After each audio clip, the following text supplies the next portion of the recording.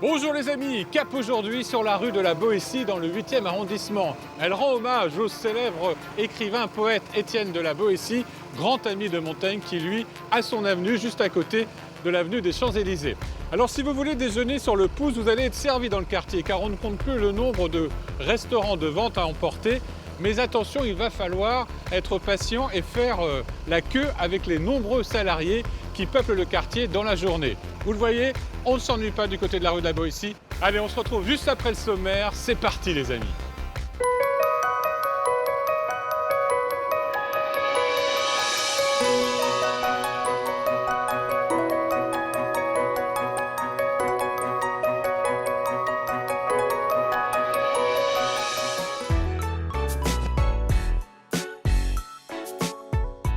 Cette semaine dans Paname, Yvan va à la rencontre de la culture coréenne en compagnie de Sung Eun Lee. Un voyage qui passe évidemment par la case K-pop. On a une mission pour promouvoir la culture coréenne en France. Dans l'atelier Baudin, Yvan fait la connaissance de François, un lunetier passionné par son métier. On est fabricant de lunettes, sur mesure. Sur mesure. Voilà. Frédéric Gersal donne rendez-vous à Yvan au musée Jacques-Marandré. Et il va se tourner vers la meilleure portraitiste de son temps, qui s'appelle Nelly Jacquemart. Yvan rejoint Tristan Parr chez Punch Boxing. Prêt pour un round immersif? Vous avez déjà fait de la boxe? Non, tant mieux. Vous avez déjà fait de la boxe? Oui, tant mieux aussi, tu vois. Mais tout de suite, par l'odeur alléchée, Yvan pousse la porte du bar à brioche de Margot, l'un des spots les plus gourmands de la rue La Boétie. Bonjour Margot. Bonjour Yvan, bienvenue. Merci. Waouh, c'est quoi toutes ces merveilles? Eh bien, ce sont mes délicieuses brioches. Les fameuses brioches de Margot. Alors raconte-moi, qu'est-ce qu'on a là? Donc ici, ça va vraiment être la brioche nature avec juste des grains de sucre au-dessus. La classique qu'on trouve chez le boulanger. Exactement. Ici, le cinnamon roll, donc c'est un roulé à la cannelle. Oui. Ici, la brioche suisse, crème pâtissière, pépites de chocolat. Ça, c'est quoi ça? Ça, c'est particulier ça. Ça, c'est la brioche cookie dough. Donc c'est la pâte à cookies crue à l'intérieur de la brioche. Mais montre-moi l'intérieur. Moi, j'essaie toujours de m'amuser en créant des choses assez Original. sympas. Et donc voilà, on a un petit... Donc on a un petit cœur. cookie à l'intérieur de la brioche qui sert comme une sorte de carapace, quoi. Exactement. Tout ça, tu le déclines à l'infini en dessous, dans ta cuisine. Exactement. Et je t'invite à venir avec moi pour qu'on se fasse des petites recettes ensemble. Qu'est-ce qu'on va se faire? Eh bien écoute, on va partir sur une recette sucrée, une recette salée. Une brioche, ça se mérite. Alors, est-ce que tu es prêt? Ah ben je suis prêt. Je t'ai tout préparé. En soi, la brioche ou la babka, c'est 7 ingrédients de base. Mhm. Hyper simple, tout le monde a ça en général. Farine. La farine, du beurre, du sucre, de l'œuf, Ouais, du lait, ouais. du sel Et et surtout de la levure fraîche de boulanger. Je t'invite à prendre un petit peu de farine ici. Donc ça, c'est l'action de fleurer. Donc on vient jeter de la farine comme ça sur le poste. Super, t'as le geste. On va venir donner une forme plutôt rectangulaire. Pas en mettre trop non plus. Et on va venir étaler sur toute notre pâte. la babka, ça vient d'où ça? Donc la babka, c'est originaire plutôt de Pologne. Babka, ça veut dire grand-mère en polonais, parce que les plis de cette brioche rappellent en fait les plis des jupes des grand-mères polonaises de l'époque. Parce que je suis pas sûre qu'aujourd'hui elles mettent encore des jupes comme ça. Alors ensuite, dernière étape pour la garniture, un petit peu de cheddar râpé pour toujours de la gourmandise. Moi j'aime bien rajouter à chaque fois du fromage dans les babkas, parce que au moment de la cuisson, ça va venir fondre et c'est encore meilleur. Moi, ce que je vais faire, tu vois, c'est qu'on va venir l'enrouler pour former vraiment un boudin. Alors, c'est pas très appétissant de dire boudin. Mais en c'est fait, bon le boudin. Donc là, faut pas avoir peur. On y va. On y va. On la tranche. C'est un peu barbare. Et en fait, maintenant qu'on a nos deux parties, on va venir les enrouler l'une sur l'autre, comme ça. On vient la mettre dans le moule. Et c'est bon. En fait, après, avec la cuisson, même si elle n'est pas très belle, tu vois, au final, la tienne, elle est plus jolie que la mienne. Donc là, on va la laisser reposer comme ça. On va fait les autres en attendant. on va attaquer la sucrée. Chocolat noisette, c'est... Ah, ça marche bien. On va venir la tailler en deux. Et toi, tu as une histoire particulière avec la brioche? de famille, Bah, petit? ma grand-mère me faisait souvent de la brioche perdue parce que ça c'est un truc qui est hyper gourmand et du coup j'en refais encore aujourd'hui. Quand j'ai des invendus, je les récupère pour proposer des brioches perdues. C'est un produit qui plaît énormément. Et ça, c'est ton dessert d'enfance. J'évite de trop en manger parce que sinon je vais me transformer en brioche, mais c'est quelque chose que j'apprécie particulièrement. Et là, c'est parti pour 40 minutes à 160 degrés. Exactement. Ok. Alors, Elle est qu'est-ce que belle. tu en dis? Mmh. Appétissant? Ouais, vraiment. Ça te dit d'y Ah bah goûter? d'y goûter, oui, surtout. Allez, je vais la démouler. Ah bah tu Oui, vois, ça ça se se démoule tout démoule seul. hyper facilement. Franchement, Magnifique. regarde-moi cette gourmandise. Je C'est pour sens moi, que ceci. là, tu Hein te lèches les babines. Ah, exactement. Allez, bah moi aussi, je me Waouh. fais une tranche parce que... C'est bon.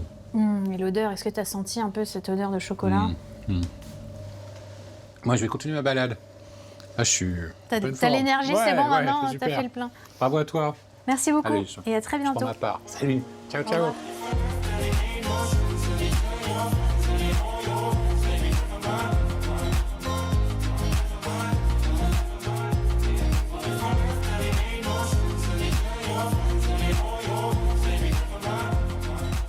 Bonjour.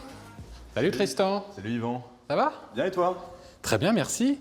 Alors, c'est quoi cette nouvelle discipline qui s'appelle le punch boxing? Alors, punch, ce sont des séances de sport d'un type un peu nouveau. Ce sont des séances collectives qui durent 50 minutes et qui allient de la boxe anglaise à du bootcamp. Le bootcamp, c'est l'entraînement militaire, c'est ça? Oui, Ouais. mais alors dans sa version un peu soft. D'accord, ok. C'est du cardio et du renforcement musculaire. Ok, donc on met des deux disciplines en même temps, pendant Absolument. 50 minutes exactement. Absolument. Et on alterne, on fait quoi? Alors, en fait, la salle est divisée en deux espaces. On a d'un côté des sacs de boxe qui sont remplis d'eau, sur lesquels on va faire de la boxe anglaise, Ouais. donc exclusivement avec les poings, et de l'autre des bandes fitness sur lesquelles on range des haltères. Ok, alors pourquoi des sacs remplis d'eau? Pourquoi pas des sacs en sable? Alors, parce que les sacs qui sont remplis d'eau absorbent le choc, et alors que sur les sacs en sable, lorsqu'on tape, on prend le risque de se faire mal aux phalanges et aux poignets. C'est pas le cas sur les sacs remplis d'eau. On a des gants, hein, on a des vrais gants de boxe, on a fait ça. Absolument, ouais. Ok. Et donc, l'autre particularité, c'est qu'on est pratiquement dans le noir, non? Oui, on va plonger nos clients dans la pénombre. Pourquoi? Parce que chez Punch, on n'est ni dans le culte de la performance ni du corps, et on n'a pas envie que des clients se comparent, se regardent, ce qui est un peu le cas dans les salles de sport traditionnelles avec ces lumières blanches. Ouais, On c'est vient ça. chez Punch, quand on participe à une séance, on vient chez Punch, on se met dans sa bulle et on oublie la présence des autres, on se D'accord. concentre sur soi, on se laisse porter C'est ça par la l'idée. musique et par le coach, absolument. Et la musique est de plus en plus forte. Et la musique est de plus en plus forte, comme en boîte de nuit. Ok, et ça doit au bout d'un moment vous mettre en transe, non? Ouais, absolument, c'est le but. Le but, c'est que nos clients se laissent porter, s'amusent, s'éclatent. On veut oublier la présence du reste du monde, on veut se concentrer que sur soi. Bah, je vais essayer, j'ai très envie. Donc il faut quoi? Il faut se mettre en tenue? Alors, il te faut une tenue de sport, Ouais. des baskets, et le D'accord. reste, on te le fournit. C'est-à-dire une paire de sous-gants pour la protection et pour des raisons d'hygiène, et une paire de gants que nous, on prête également. Eh ben, je vais passer dans les vestiaires, puis on se retrouve dans le studio. Vous appelez ça le studio? ou- Absolument, ouais. Le Super. studio, pourquoi pas. Qui dans la salle n'est jamais venu chez Punch?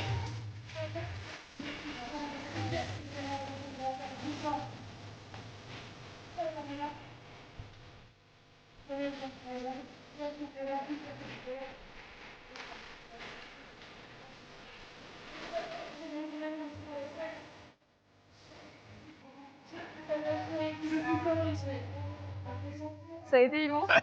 C'est une vraie découverte, Inde. Vraiment. De la boxe aussi? Ah, de tout, parce qu'on ne s'attend pas du tout à ça. Parce que D'accord. c'est quand même assez complexe. Il faut enregistrer plein de choses, à la fois les enchaînements, l'ambiance, la musique, toi qui va à fond. Qu'est-ce que tu recherches, toi? C'est quoi un cours réussi pour toi? Et cette énergie-là, du coup. Ouais. C'est de voir la tête des gens à la fin, quand ils sortent, tu vois. Pas la tête des gens, genre oh là là, c'est cool, ils sont tout rouges, ils sont transpirants, mais tu vois, le petit sourire que tu as, ou vraiment, de les voir arriver, parce que parfois, il y a une transformation de ouf entre le moment où la personne arrive et elle est un peu. Surtout le midi, tu vois, la tête dans les problèmes et dans le bureau, et c'est lundi, et personne n'aime le lundi. Enfin, moi, j'aime bien, parce que du coup, je commence à 7h du matin ici, tu vois. Et d'arriver à avoir ce switch dans la tête des gens et de les voir sortir trop contents.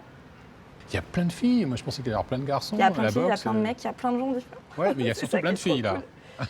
C'est bien. Franchement, c'est très mixte. Et moi, ce que je trouve cool, justement, c'est qu'il n'y ait pas que les meufs se disent pas il y a que des meufs ou que les mecs se disent pas il y a trop de meufs ou il y a trop de mecs. C'est vraiment. C'est mix. C'est C'est ouvert à mix tout le et monde. tu peux Et venir que tu aies déjà fait de la boxe ou pas. oui, c'est ça. C'est ce que j'ai dit au début aux 2 personnes qui étaient nouvelles. Vous avez déjà fait de la boxe? Non, tant mieux, vous avez déjà fait de la boxe.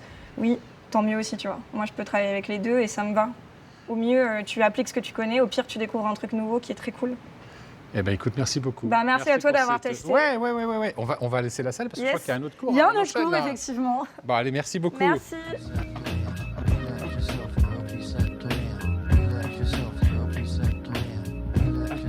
Il est temps maintenant de rejoindre Frédéric Gersal dans l'hôtel particulier de Nelly Jacquemart et Édouard André, devenu un fascinant musée.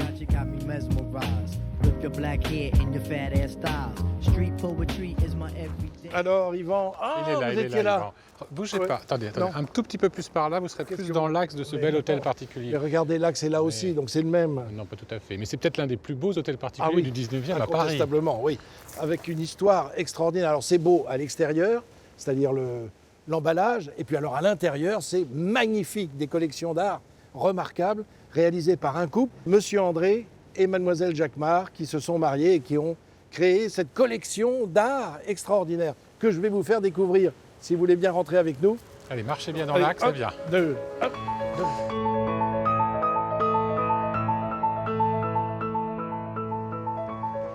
Ah, Waouh. Mais c'est Versailles ici. on peut comparer, si vous voulez, avec ces dorures, avec cette architecture. Alors, cet hôtel particulier a été construit quand précisément? Alors, il a été construit entre 1869 et 1876. Édouard André est un fils de banquier protestant originaire du sud-est de la France. Il est fils unique. Il a d'abord tenté une carrière militaire. Il est quand même sorti de Saint-Cyr. Mais ce n'est pas ce qui l'intéresse vraiment, ça. Ce qui l'intéresse, à partir de 1860, il est pris par la maladie de la collection. Alors Et, ça- et ça commence avec de tout petits objets, des miniatures, des objets de joaillerie, de céramique, mais de petits formats, de petite taille qu'on peut retrouver ici et là dans ce musée. Et même des tableaux, mais des tableaux de peintres de son époque.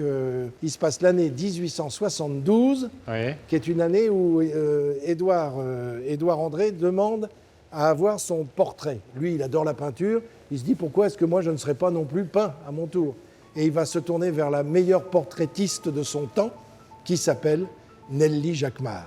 Ah, Tiens, d'accord. tiens, tiens. Ah, oui. Oui. Donc là, il y a quoi? Elle l'a étudié sur toutes ses coutures. Oui. Elle s'est dit, celui-ci me plaît. Et puis voilà, et puis vous savez, Cupidon Ouais, a décoché sa flèche, et ça a suffi pour qu'une histoire d'amour naisse et qu'un mariage se déroule quelques années plus tard pour le meilleur et pour le pire, mais surtout pour le meilleur quand on voit le résultat. Parce qu'ensemble, ouais. ils vont devenir un couple de collectionneurs hors pair. 1876, inauguration, 1000 personnes dans ces salons. Vous imaginez la place qu'il faut? Alors on va passer dans le salon de musique. 1000 personnes, mais ça devait être, Un millier de personnes. ça devait être une fête de ouf. Ah, de ouf, c'est rentré dans les annales. Il décède, Édouard André, à l'âge de 60 ans, donc c'est hélas très Ah jeune. oui, la fête n'a pas duré longtemps. Ben non, et malheureusement, son épouse est désemparée, évidemment, Nelly Jacquemart est désemparée. Donc la voilà seule, sans Édouard, son cher Édouard André qui est là, c'est son buste. Et il faut se souvenir, vous rappeliez la présence de ce millier de personnes ici en 1876 pour l'inauguration. Et il y a certaines femmes qui ont décidé de s'éloigner un petit peu, c'est-à-dire de passer dans la pièce suivante, une pièce qui existait très peu à l'époque, mais qu'on en a appris à connaître et à aimer, c'est le jardin d'hiver. Ah, Ça le n'existait fameux pratiquement. jardin d'hiver. Ah, effectivement, c'est plus frais. Ah ben tout de suite. Vous avez raison. Pour plusieurs raisons. D'abord, il y a ces verrières qui apportent de la lumière, de la fraîcheur et de grandes baies vitrées. Il y a ces plantes vertes qui sont là évidemment pour donner ce côté jardin d'hiver. Ouais. C'est là qu'on y plaçait les C'est plantes pas qu'une vertes. chanson d'Henri Salvador. Non, exactement. Et ce sol en marbre qui aussi apporte de la fraîcheur, contrairement à tous ces magnifiques sols en bois. Et cet escalier incroyable. Incroyable. Alors ça, c'est l'un des chefs-d'œuvre d'Henri Parent, l'architecte du lieu. Regardez cette légèreté, qui paraît léger comme ça. Il semble flotter là entre deux étages, alors qu'il a utilisé des matériaux lourds, pesants, la pierre, le marbre, les ferrures, le bois. Enfin bon, rien de léger et qui vous permette de... Rien, oui. Mais ça marche quand même. Voilà, exactement. On va monter ce bel escalier, on va en profiter. Il n'y a que des merveilles ici. Oui, absolument. Il faut y venir, il faut y passer, c'est boulevard Haussmann, Oui, c'est pas très loin de la rue de la Boétie. Oui. Et c'est l'un des plus beaux hôtels particuliers du 19e à Paris. Oui, complètement. Merci Frédéric de me l'avoir fait découvrir et de nous avoir Avec raconté plaisir. toutes ces belles histoires. Oui. Moi, je vous invite à retourner au jardin d'hiver, ça fera une belle plante de plus. Ah, mais ça, c'est gentil. Hein, c'est gentil Ouais. pour une fois que je suis gentil avec vous. Oui, À bientôt. ça va pas durer.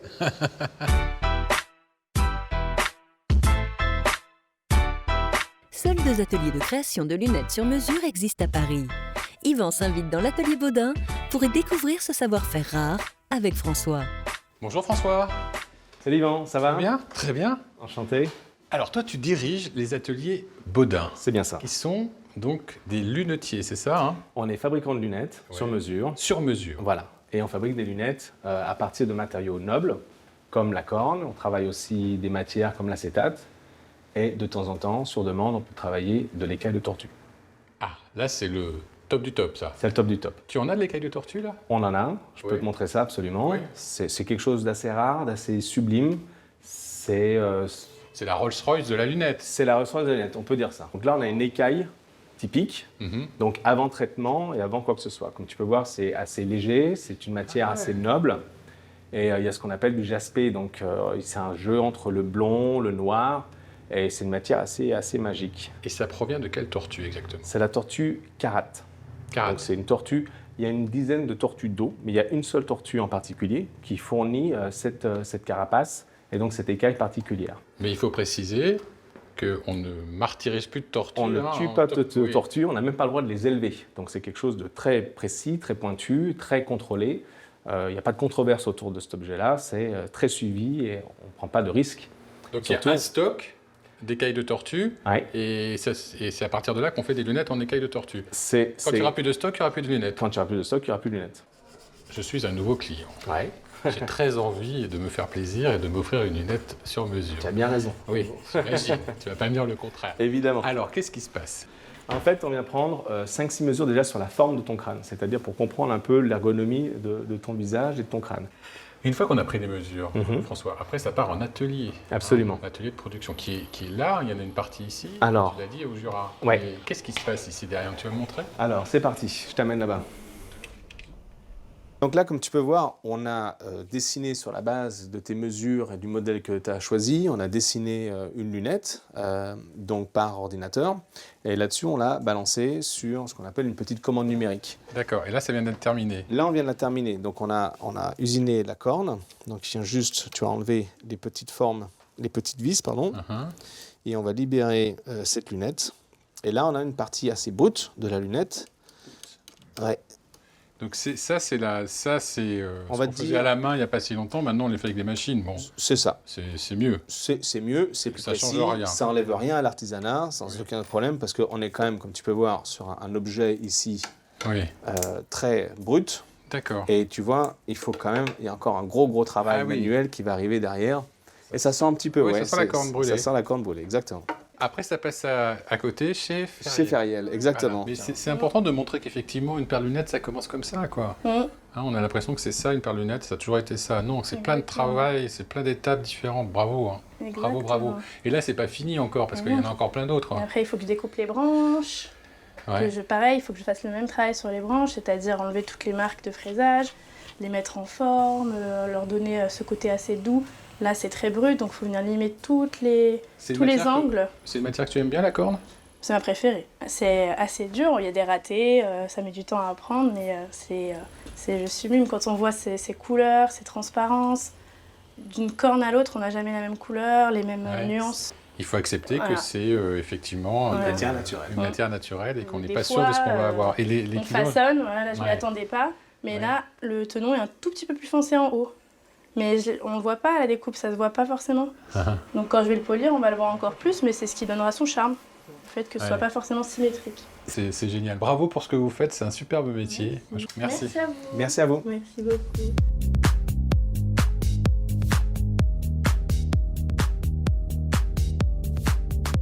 Sungun Lee ouvre à Yvan les portes du centre culturel coréen.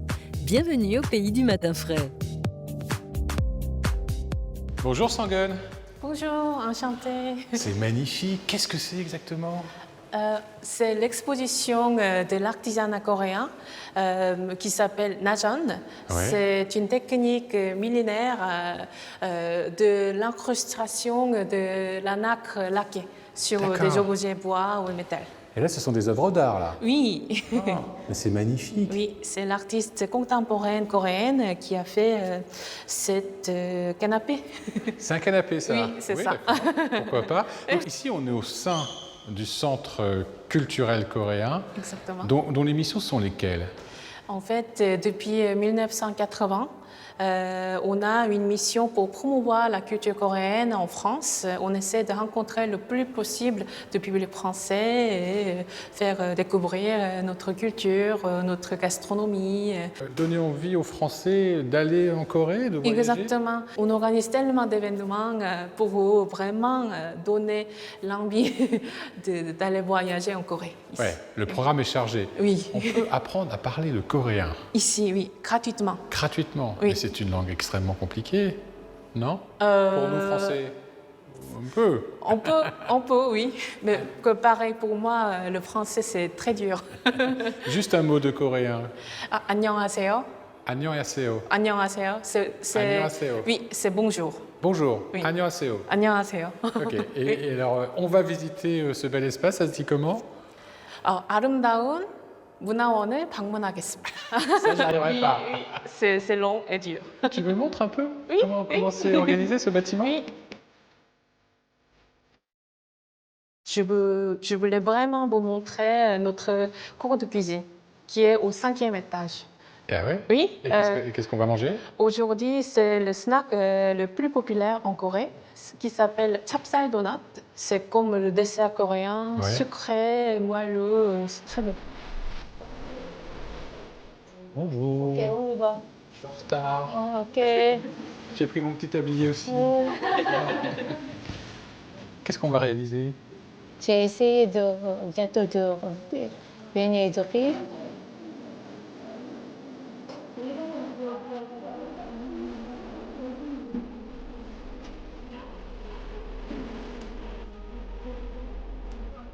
Oui, oui, On la coupé partage avec...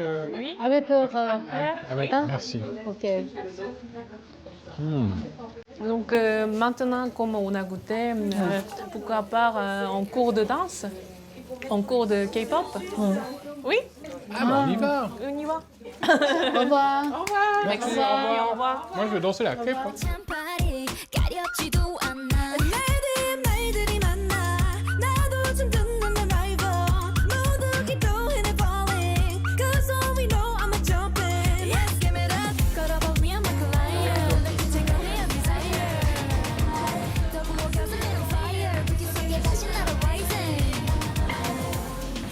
Bravo, quelle énergie!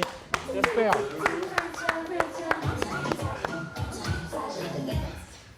Alors, vous êtes quelques représentants des Young Nations, c'est ça, hein? Tout à fait. C'est quoi exactement les Young Nations? Young Nation, c'est un groupe parisien, un groupe où on fait des danse covers de K-pop. Ouais. Actuellement, on est une vingtaine, 19, Ouais. pour être exact. Reprenez votre souffle. Hein. Là, vous avez donné, vous êtes allé là, à fond. On a aussi des danseurs qui viennent d'autres milieux, pas forcément de K-pop à la base, et qui juste par le biais de la danse ont découvert... ton cas Toi, tu viens d'où? De quel univers? Hip-hop, Ah. D'accord. principalement. Je fais des trucs de tout ce qui a un rapport avec le hip-hop, la house, le break, Ouais. le locking et tout ça. Et pourquoi la K-pop alors? Qu'est-ce qui t'a J'ai un amené ami vers ça? qui faisait du hip-hop avec moi et il m'a demandé si je voulais danser avec lui. J'ai dit pourquoi pas, et puis c'est comme ça que j'ai rencontré Young Nation. Et c'est comme ça après que je suis rentré dans le groupe. Ce qui te plaît vraiment dans la K-pop, c'est quoi? C'est cette énergie que ça dégage? En fait, c'est tellement divers. C'est pas un truc. Enfin, il y a tellement de styles différents que tu vas forcément trouver quelque chose qui te plaît en fait. C'est tellement divers. Pareil pour les styles de danse. C'est très divers. Donc, tu trouves ton bonheur. Même chose pour vous? C'est vrai que découvrir l'univers de la K-pop, c'est vraiment un univers à part qu'on ne retrouve pas autre part. Et c'est vraiment. Comment dire C'est vraiment une découverte à part entière, que ce soit dans le visuel, la danse et la recherche musicale. Et c'est, comme l'a dit, c'est très divers et c'est ce qui m'a intéressée. Et moi, j'ai envie d'apprendre un petit pas de danse quand même, Pascal. Bien sûr. Ou Julien, ou qui vous Vas-y voulez. Pascal, vas-y. Allez, let's go. Alors, Alors. Le pas est très simple. Ouais. Le pas, c'est simple. Démonstration. Oui. Faut faire le tout doudou. Ouais, c'est important. 5, 6, 7, 8. Tout doudou. Merci beaucoup, merci. On va terminer l'émission avec vous. Je vous invite à voir ou revoir cette émission sur la plateforme France.tv, à venir me parler sur les réseaux sociaux. Évidemment, vous pourrez retrouver tous ces bons plans sur notre carte paname.paris. On se retrouve la semaine prochaine pour une nouvelle balade dans Paname. Les garçons, les filles, j'ai très envie de vous revoir encore danser une dernière fois parce que c'est tellement beau et tellement magique. Bravo. À vous.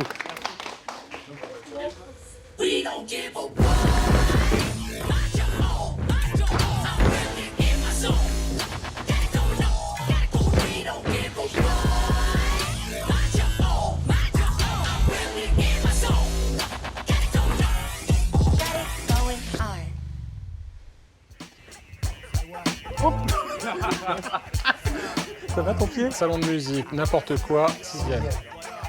En pleine canicule. C'est beau.